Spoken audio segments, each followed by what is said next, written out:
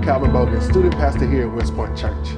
This month, in February, Black History Month, we'll do a series called Black History in Hattiesburg, where I'll get the opportunity to sit along with attorney Glenda Funches, West Point member and civil rights veteran.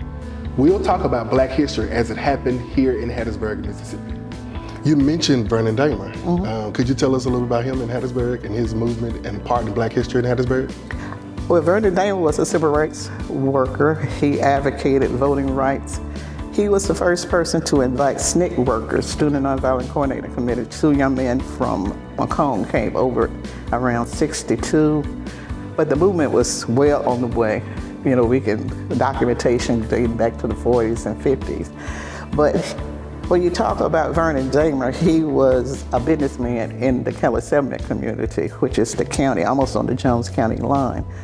But you had basically 5 distinct groups. You had the teachers, who were the perfect witnesses when it came to voting rights, because the U.S. Justice Department ended up having to sue the circuit clerk here because he only had 12 registered voters in 1960.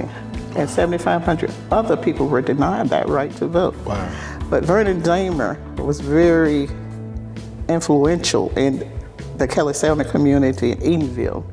And then you had the teachers here. Then you had the businessmen. They comprised another group. They were the 15 African-American men who filed the first voting rights lawsuit here in Mississippi. And the lead plaintiff was of an ICP.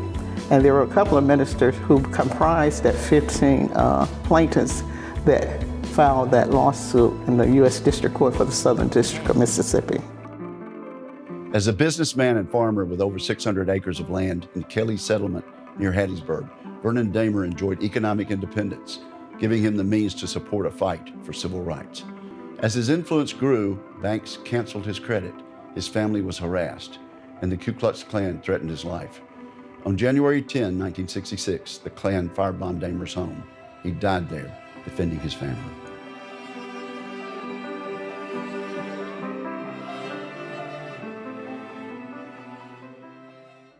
Well, that's this week's episode of Black History in Hattiesburg.